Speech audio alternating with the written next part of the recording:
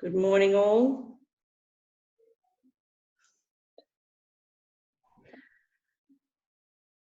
Just letting everybody into the room, into our webinar.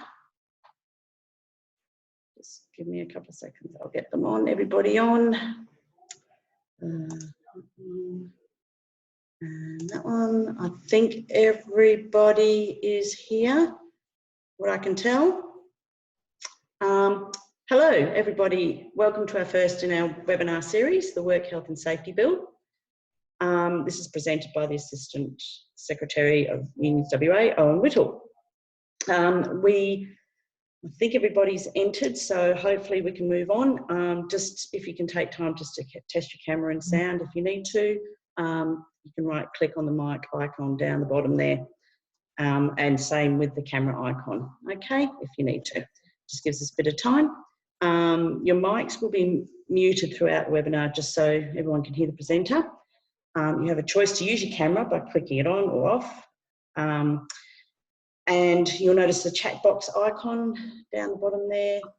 If you would like to post your questions there, I will tally those up for the end of the Q&A, and we can and I can give them to Owen for him to answer. Alternatively, you can put your hand up. There's a little button down there that you should be able to choose, and we can I can go to you at the end to answer your question live. Okay, so anything else?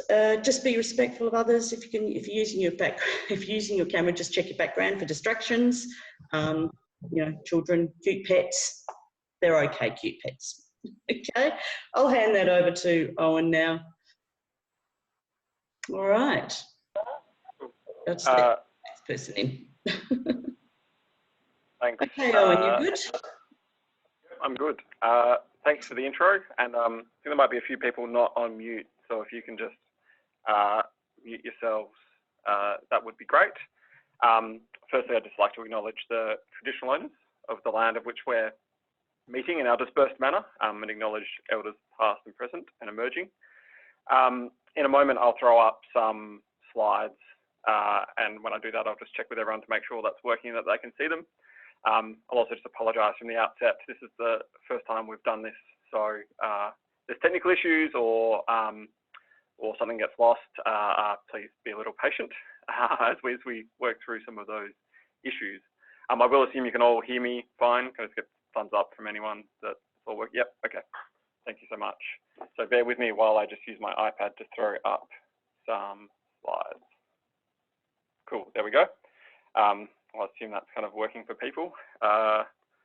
So just today, I was going to cover the Work Health and Safety Bill 2019 that's currently in front of Parliament.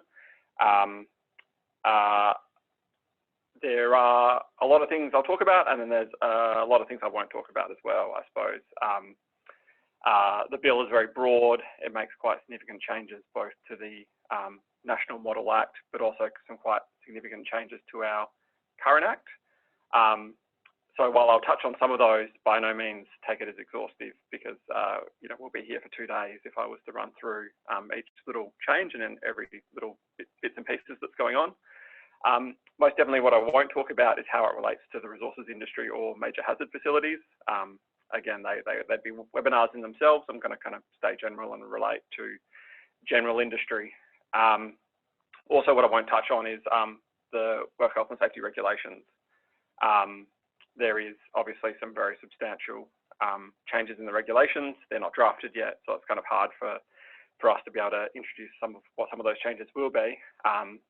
I think we expect to see some detail on that later in the year, but for now it's kind of a bit of an unknown concept. So be prepared for much more significant changes than I suppose what I present on today. So just the structure of, well, I'll just to introduce myself a bit more formally as well. I'm Owen Whittle. I'm the Assistant Secretary of Unions WA. Part of my role at Unions WA is that I run kind of occupational health and safety policy and assistance on behalf of the broader union movement in Western Australia. As a result of that, I kind of sit on the Occupational Safety and Health Commission and the various subcommittees I also sat on the Ministerial Advisory Panel into Work Health and Safety that delivered its report to government last year, and I'll touch in some detail on the Ministerial Advisory Panel or the MAP process. So structure for today, I'm going to have a bit of a go at why our current Act is rubbish and why it needs to be scrapped. I'll talk very briefly about the history of harmonisation across the country. I'll talk about the Ministerial Advisory Panel that the government set up to deliver recommendations on the Act. Then I'll touch on, I suppose, a couple of things around differences. So one of those would be the key differences between our current Act and the Model Act that's proposed. I'll touch on differences between the Model Act and what's being presented in WA, because there are some substantial differences from the Model Act in other states and the Model Act in our state. And I'll also touch on some of the changes that were recommended and may or may not have been picked up by the Ministerial Advisory Panel. Then there's a chance for questions, and I think I've done this presentation once before, and the questions I found quite interesting. So I know asking questions in this format is a bit more awkward, but feel free to type stuff into chat as we go, or to save it to the end. If I see chat come up, I'll try and answer it as I go, or hold off to the end depending on the context. So moving through. So why does WA need to harmonise? There's some pretty obvious reasons for employers that operate across different jurisdictions. That's pretty self-evident, kind of how useful that'll be. But there's a lot of other reasons why harmonising is important, and why that's particularly important for WA. One of the reasons it's very important for WA to harmonise is our current Act is very outdated. It was legislated in '84, it was drafted before '84. A lot of the concepts and definitions and structures of the Act relate to what workplaces looked like in the '80s. Now, you know, it's a very obvious fact that workplaces have changed quite significantly from the '80s to today. And I think it's worthwhile to touch base on what some of those are. One of those is the kind of the primary duty of care in our current Act is connected predominantly, not entirely, but predominantly to employment contracts. Now, as we know how modern workplaces operate, kind of the normal direct relationship between an employer and a group of workers in one workplace, that's just not really what occurs anymore. You know, generally you've got a variety of different employers in a single workplace, and tying a primary duty of care directly to an employment contract just doesn't reflect contracting, it doesn't reflect a labour hire, and it just doesn't reflect the very dispersed nature of modern work, which, you know, if you agree to it or not agree to it with the issues of that kind of employment, unfortunately that's what's around, and our Act just doesn't reflect it. It's the same with the definition of employee. It's very similar. Kind of the definition of an employee in the Act is outdated and just does not reflect kind of current circumstances. In our current Act, there's no clear duties in relation to psychological health, and I think, as we well know, community expectations around psychological health as it's affected by work has changed quite substantially from the '80s. It's implied in our current Act that that psychological health is covered, but it's not explicit, and there's no clear duties, and it creates both issues for employers and workers in trying to navigate psychological health. And, you know, the community debate around FIFO mental health in recent years has been a strong reflection of how community expectations around how the world of work and psychological health has changed. Also, one of the clear issues we've got in our current Act is that the offence provisions are antiquated and very difficult to prosecute. WorkSafe prosecutions often either fail, just outright fail, or they just never happen. Or when they do happen, there is just manifestly inadequate penalties. So just a few examples on that. And there's a variety of reasons for these. Sometimes it's because of resourcing issues with WorkSafe. Sometimes it's because of some unfortunate kind of timing issues. But also kind of one of the predominant reasons why we've got problems with the offence provisions is because the Act is just outright outdated. So some examples. You know, we see. You may remember there was a really horrific fall on a building site on Adelaide or St George's Terrace, where a worker fell down a lift void that didn't have adequate fall protection. When that occurred, from when unions investigated, it was pretty clear that there was inadequate safety protections for workers in that workplace. That actual fatality was never prosecuted. The only thing that was prosecuted in the context of that was some minor regulation breaches, how there wasn't actually fall protection in the workplace. It's very disappointing for unions to have clear safety breaches resulting in a horrific fatality of a worker falling through a lift void, not prosecuted, and I think partly to that to do with the Act. In terms of inadequate penalties, we saw the much publicised Wesley Ballantyne fatality in the old GPO building in the city. 17-year-old worker fell through a glass atrium. There's 3 prosecutions ongoing for that. The first prosecution netted only a $38,000 fine for that fatality. And there was, again, clear breaches of the Act. The fatality was preventable, and to come out the other end of a 17-year-old losing their life at work and only copping a $38,000 fine for that fatality, I think just shows how inadequate our current Act is when reflecting, reflecting, I suppose, the worst cases of neglect in the occupational kind of safety sphere. So moving on from why to harmonise, I'll give a quick run through of the history of harmonisation. So for those of you who may know some of this, some of you may not, but in 2008, we agreed between states, territories and the Commonwealth to harmonise safety laws. That was quite a substantial process and a bit of a historic agreement to harmonise those laws. There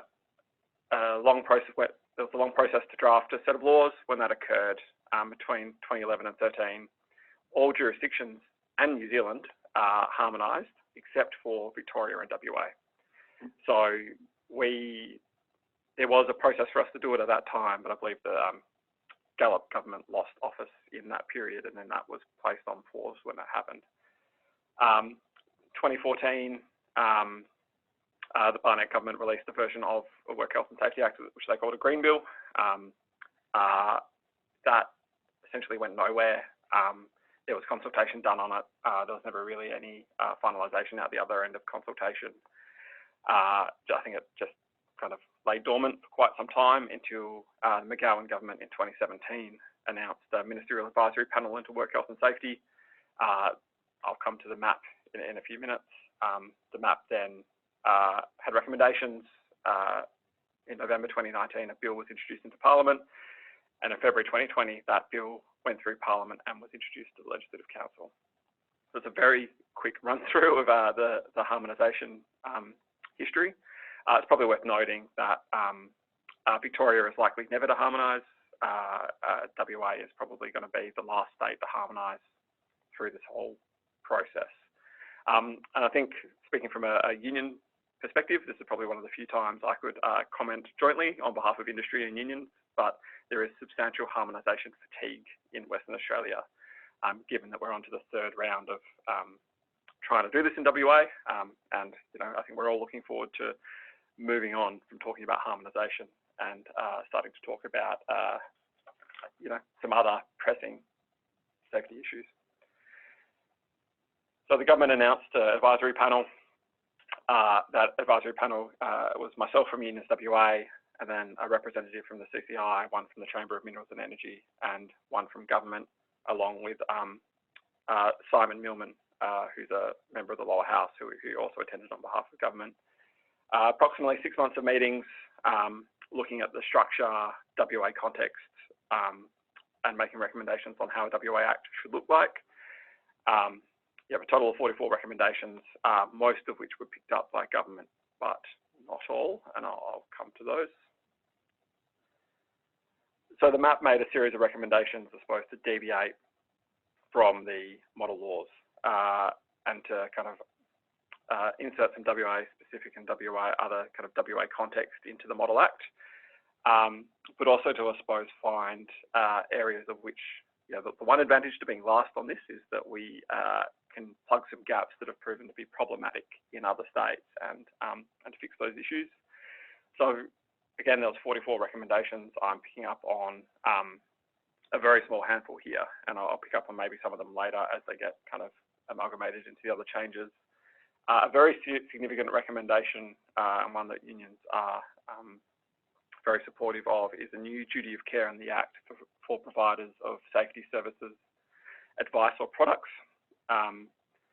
This has been a long issue where you've essentially got kind of third-party safety providers or trainers, for that matter, providing safety advice or creating safety systems for workplaces, but they're not actually having a duty under the Act to make sure that those services or products are adequate and adequately protect or do what they claim that they're going to do when protecting workers. So an example of what might fall under this is if a RTO is delivering training on working from heights, and it turns out when that training is implemented by the workforce that training doesn't actually adequately protect workers from working from heights and leads to an incident or fatality, that the provider of that product or service or training can then be prosecuted and have a duty of care under the Act. So yeah, can be prosecuted for their training. Currently, that doesn't really happen. Normally the primary duty for that falls on the employer, who then kind of cops the prosecution for the delivery of that training. Probably still likely in these circumstances that the employer also would cop a prosecution of some sorts, but it means that the training provider or product or services provider can get prosecuted. So you might imagine that had a few of the more bottom feeder RTOs in the world are concerned, and for good reason. We don't like to see bad safety training out there, and we want to lift the bar for everyone. This is one of the ways to do it. Second item there is that unions have been defined as an eligible person to request that decisions be reviewed. This is really decisions of the regulator, so that unions can come in and decide that an inspector or the regulator has made the wrong decisions and request that those decisions be reviewed. Currently, this right only rests with the kind of employer or the safety rep or an individual worker. This way unions can do it kind of collectively for groups of workers, which is a substantial change to the Act. There's a recommendation that safety committees include someone from management who has the authority to make decisions. Will be quite a big change to safety committees and will hopefully streamline how safety committees operate. There's various other changes to safety rep provisions, and I know that there's a lot of safety reps on the line for this today, so I'll touch on these. But one of those quite substantial changes is a right for a safety rep, right for both a worker and a right for a safety rep to direct that unsafe work cease when there's a risk to other persons in the workplace. How the Act was drafted gave safety reps the right, or workers the right, to do that when there was a risk to workers, but not when there was a risk to other persons. That is a substantial change, and it's also a very important change, because when you look at workplaces, and when we look at a lot of the incidents we're seeing in workplaces these days, it's not just workers. There is plenty of clients, students, pedestrians, bystanders, in and around our workplaces.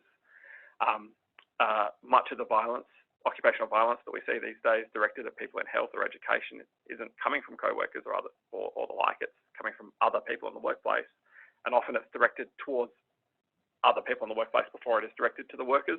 So kind of expanding this right out is quite a substantial change for both workers and safety reps, and I'll touch on this a bit later because there's even more kind of to do with that. There's a change where safety reps are required and not just entitled to attend training courses. Again, that's a subtle but important change in language. It's not given that safety reps can't exercise their powers until they've been trained, it shouldn't be an entitlement to be trained. It should be a requirement that they're trained, and that language has changed in the Act. And something that is raised with us constantly by safety reps is that when there's a review of an improvement notice that a safety rep has been put on and a regulator gets involved, that safety reps aren't informed of that. So we've gone in to argue quite substantially for an automatic requirement safety reps be notified when a review is sought. And there's recommended some minor changes to definitions. Really important one for those in construction and some other areas is a change to the definition of import. Currently, if importation is only importation of equipment or other things from overseas.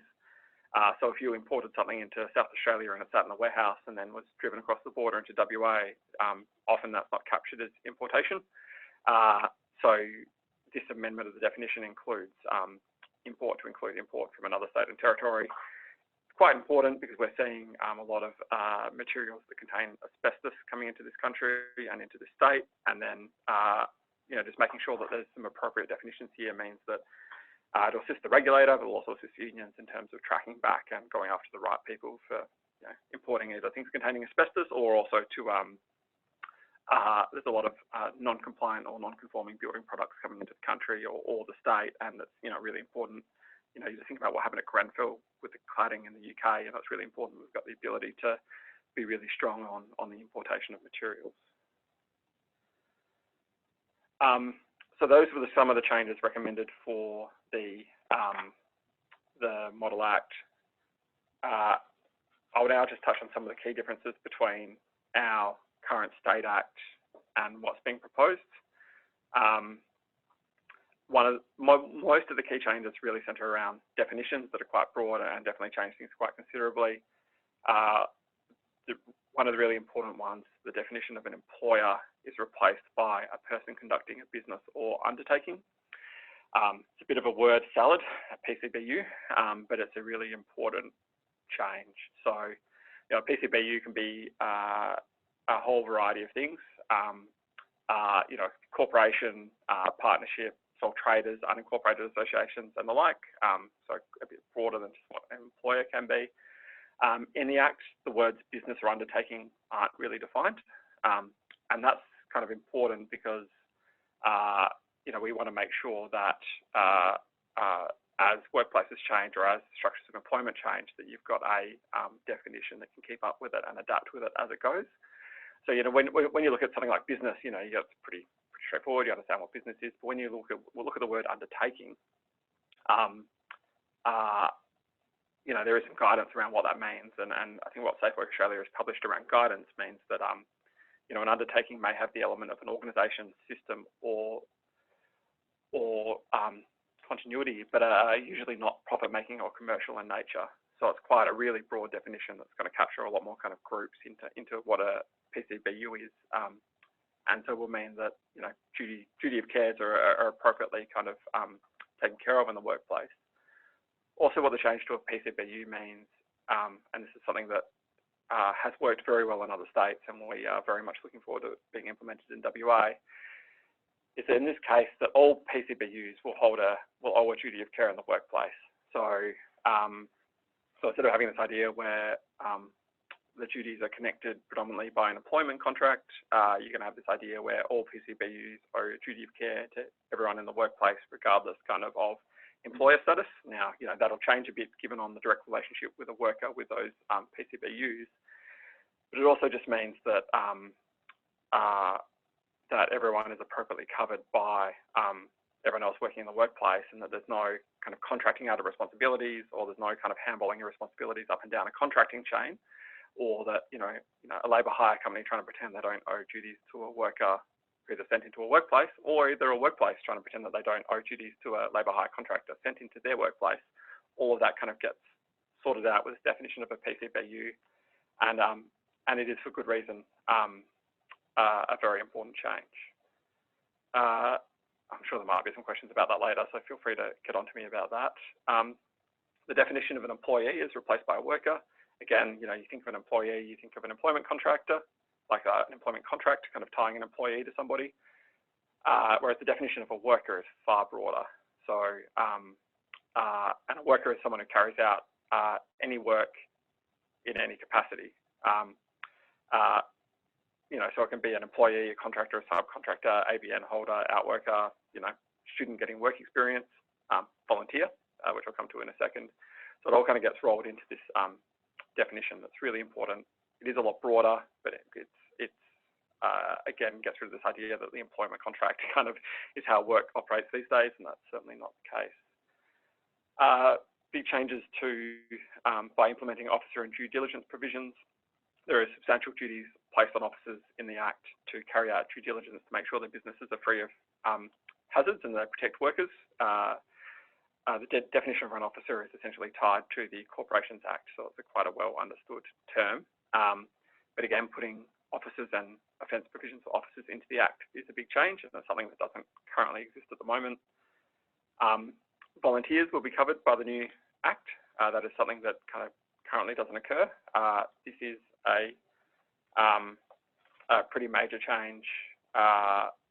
So to be clear, a volunteer is someone who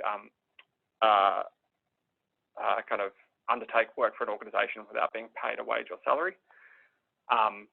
So organisations that are all volunteers essentially won't come under this Act, but an organisation who has a workforce and then a number of volunteers who come in and volunteer in the workforce, the employer will hold very clear duties to protect those volunteers from hazards, but also there'll be an obligation on the volunteers to conduct their work in a way that doesn't risk other workers in the workplace.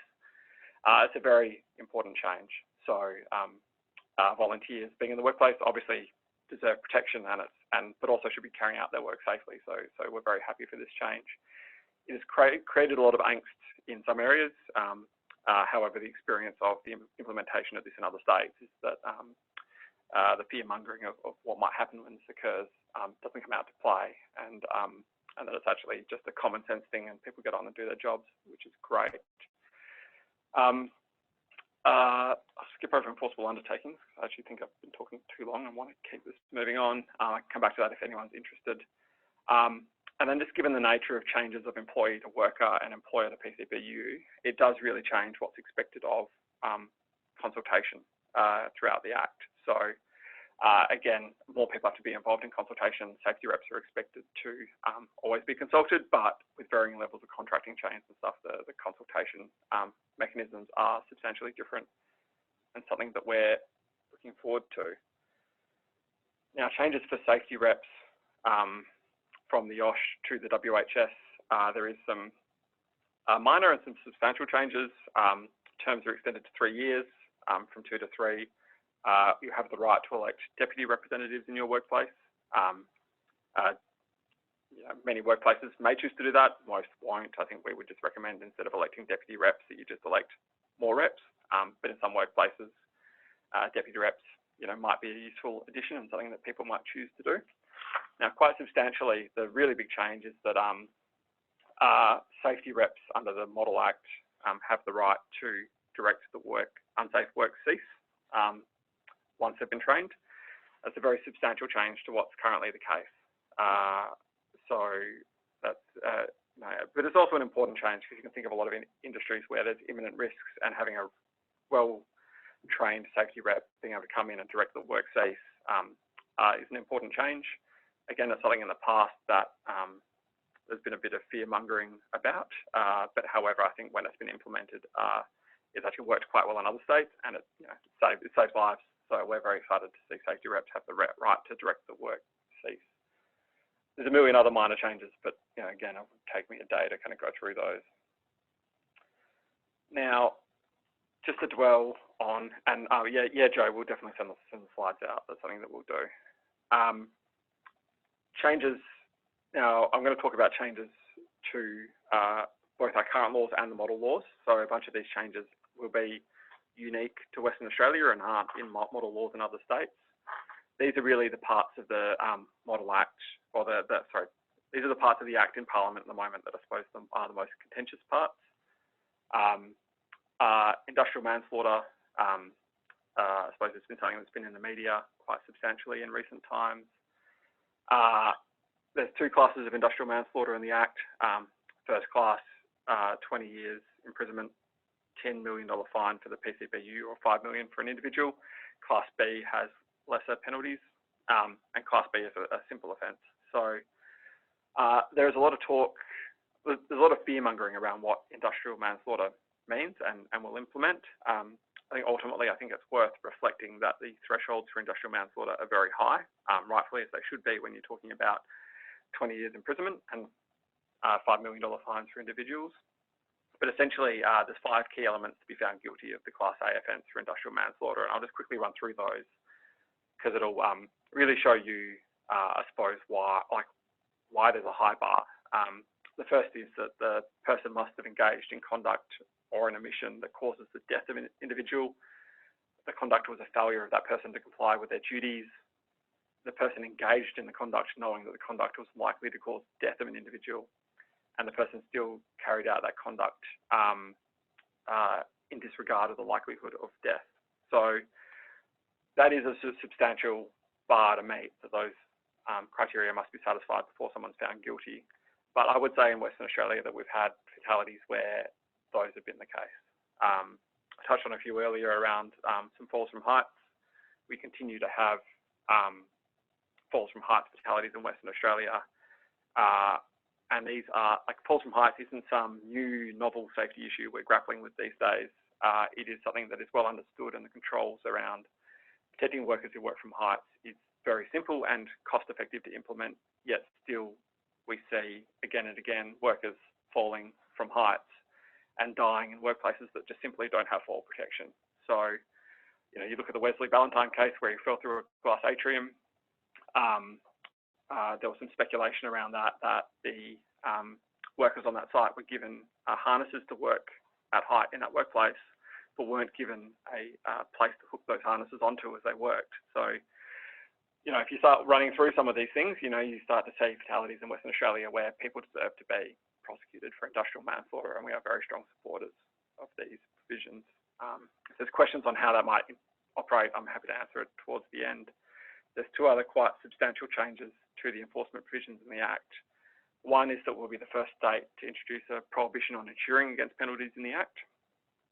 Currently, there are some employers who take out insurance contracts to cover themselves against prosecutions and penalties as it relates to the Safety Act. There will be quite rightly a prohibition against that. We've got the strong view that being able to insure against penalties essentially reduces the impact of the Act and the impact of the higher penalties in the Act on employers. And Western Australia will implement the highest financial penalties for fines and enforcement in the country, which we're also very pleased about. There is again a couple more changes to the safety rep provisions. These are provisions that are unique to Western Australia and aren't in the Model Act in other states, so in addition to the other changes I worked through before. The first dot point I touched on a bit earlier. The second dot point is a really important one, where safety reps will have the right to assist other work groups of other PCBUs. So again, talking about kind of workplaces we find ourselves in the moment, you find multiple employers, multiple groups of workers in the same workplace. It just makes sense that if you've got a trained and elected safety rep for one work group, but not another work group for a different employer or PCBU, that safety rep can provide assistance when requested by workers to those other work groups. This ability to cross between employers or PCBUs as a safety rep is unique in Western Australia, but I think is common sense and will again assist workers across the state in terms of resolving safety issues promptly and making sure that, and it will save lives and prevent injuries. And just the third dot point there is that there'll be an onus to facilitate attendance at safety committee meetings. Again, something we hear from safety reps constantly is that often safety committee meetings are held in ways or places that are inconvenient or inadequate for safety reps to attend. There'll be an onus to facilitate attendance, which I think is a good, a minor change, but a good change. Some other unique changes to the West Australian model laws. The service providers I touched on earlier. The second dot point there is a real substantial change, both to the WA laws, but to the laws across the country. So workers or unions or employers will have the ability to refer safety issues in the workplace to a WorkSafe inspector, which has kind of always existed, well, except for the unions, so that's new. What is new is that the inspector will have a time frame of 48 hours to attend site and make a decision. It's a really important change. There is some get out of jail clauses in there for the inspector if the site happens to be 5 kilometres off the Northern Territory border, or kind of some unique circumstances like that. But by and large, in most circumstances, the inspector will have 48 hours to get out and make a decision. It's really important because we've seen a succession of governments defund WorkSafe. It's been occurring over quite some time. There's been a big cut in the number of inspectors and support staff within WorkSafe. There have been some pleasing recent announcements to increase the inspectorate, but we are still at the lowest. We are now at the equal lowest inspectors to workers ratio in the country. So it's great that we're not the lowest anymore, but it's still a little disappointing that we're equal lowest. This will, I think, give government no choice but to both increase the amount of inspectors, but it will also solve the issue where currently we often wait 8, 12 weeks for an inspector to attend site after the referral of an issue, and that's just frankly not good enough when you've got pressing occupational health and safety problems, and it often leads to a lot of, angst in the workplace, and which could have just been solved by, the inspector getting out and fixing it. Second dot point there is that unions will have the ability to take disputes to the safety tribunal. So if the inspector doesn't attend within 48 hours or the union doesn't agree with the inspector's decision, they'll be able to take that straight to the Work Health and Safety Tribunal, which is contained within the WA Industrial Relations Commission for resolution. That is also quite a substantive change. So I think I've gone slightly over time for how long I wanted to go, but I've just kind of, again, it's a deep and complex area, I think, where there is a lot of kind of changes, both as it relates to our current Act, but changes to the National Model Act. Sorry, there's a question there. So if the inspector doesn't attend within, so just to respond to the question, what happens if an inspector does not attend or make a decision in 48 hours? What will occur is, I'll just take this slide off. What will occur then is that the union, the worker or the safety rep or the employer then has the ability to refer it to the WHS tribunal for a resolution of that. So not a perfect scenario, but it empowers workers or unions to still get the issue resolved, which again will probably occur within a week, and then the resolution will happen, I think, which is something we're quite supportive of. Yeah, so again, there's a lot in that. That's a very broad brush overview of, I suppose, some of the major changes, and you'll be able to see why I think unions are quite supportive of those changes. So just to touch on a few of those other issues, again, the regulations will again implement some very, very substantial changes. We're not sure what they're going to be until we get a chance to see them. But the Act is 300 odd pages. The regulations are about 800 odd pages. So when the details start to come out of those regulations, you can expect to see a lot of industry specific changes and changes to things like standards that are referenced, what's expected for very minute kind of issues in workplaces.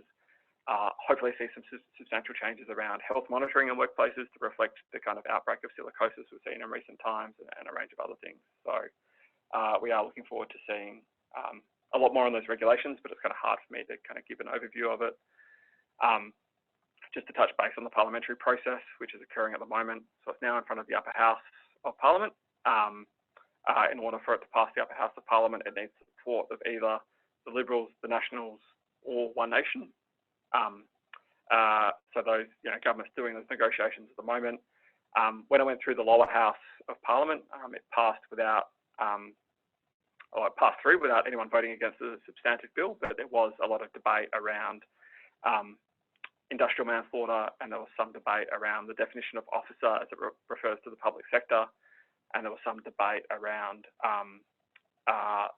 one or two of the safety rep provisions, but the rest of the bill kind of went through without debate. So I would hope that the upper house will at least pass 99% of the legislation, and at least then we've got the model laws that we can continue with. Given the COVID situation, it's kind of hard to give you an exact time frame about when that would pass Parliament. Prior to COVID, I was sure it was going to pass by July. Who knows? But hopefully Parliament is back to its normal activities by the end of the year, and it passes by the end of the year. There will be transition arrangements between the bills. So those are yet to be published by WorkSafe. We're looking forward to seeing them. For safety reps, you will be entitled to transition training, and I think it's quite important. Well, you do have to do that training, because there will be a time period where if you don't do that training, you'll cease to be a safety rep and have the powers of a safety rep. I think it'll be a 12-month period for you to get that training done. I would highly suggest you doing it, because of course I have done a very dodgy you know, 40-minute overview of changes, and I've barely scratched the surface of, I suppose, what it's going to mean in a lot of workplaces. So get that training done, get it done quickly once it's been announced. I think that was, yeah, again, my dodgy 40-minute run through. I am very keen to take questions because I think that's where a lot of the interesting informational and things that people are actually interested in will come out. So type them or ask them. Danny might help facilitate that. Sure. Has anyone got any other questions? Quite happy to answer. Has he answered all of them? Oh, sorry. Owen, in respect of the deputy safety reps, are they also entitled to the mandatory training? Yeah, they are. So the deputy reps is the deputy reps were taken out of the Barnett government's version of the Act because I think there was a bit of debate about whether or not they're actually something that's needed. I kind of generally agree that they're probably actually really not that important, but there are probably some unique places where deputy reps might be appropriate. Like you might have an area where like a teacher going on long service leave, so you elect a deputy rep to act for a couple of months or something. But I would say generally it makes more sense for both employers and workers just to elect people as full reps because nothing's stopping you having multiple reps in a workplace. It's just by agreement. So in most circumstances, I'd just say just elect people as full reps. That will eliminate any confusion. But if there is a good reason to elect a deputy rep, go for it. And they are entitled to all the same training and they retain all the same powers as a normal rep. They can only exercise them when the normal rep is absent, but I still think they need to be included in things like consultation and safety committees and things like that. So, yeah, just in my experience, I mean, there's been some workplaces I've dealt with where you've got somebody who's 50-50 in terms of wanting to be a safety rep. So sometimes they sign on as a deputy to basically serve their apprenticeship, if you like, and then they move on to be a full rep and whatever, you know. Yeah, look, I think in a lot of workplaces, succession planning for safety reps is really important because people need to get the confidence to be a safety rep. There might be in workplaces where you can elect someone as a deputy rep for a period of time and it'll give them, I suppose, more confidence in shadowing a rep and learning how to do it. So, yeah, I think there's definitely some pros to the concept. So, yeah. Yeah, I mean, I agree with your comments, son. It's about the primary function is to get the safety reps as is. But, you know, as a secondary consideration, again, for development, whatever, absenteeism, it fills a good void. Yeah. Perfect. Thank you. So there's just a question in chat about will reps on the 2-year term currently be automatically converted to a 3-year term? I can't give a definitive answer to that because we haven't seen the transition principles and that'll be contained in there. I don't think they will. So I think they'll be entitled to do the transition course to transition throughout the 2-year term. But then once that 2-year term expires, they'll have to come back and do proper training, either refresher training or a 5-day course as under WHS. But that might change because again, I just don't know what WorkSafe's going to publish at the best of times, let alone now. Okay. Any other questions? Have we exhausted everybody? I talk too much. Everyone. That's what's it. Well, thank you very much, Owen. It was, and thank you to everybody for their questions and their interest. Future webinars will be announced on our webpage. Go to unitytraining.com.au, and an email, of course, we'll send out another email in regards to other up and coming webinars and how to register in the near future. So this is being recorded and we're happy to make that available if requested. Okay, and of course we'd like to hear from you too if you'd like to put forward any topics that you may be interested in for future webinars, and you can do that to our email which is admin@unitytraining.com.au. Okay, thank you very much.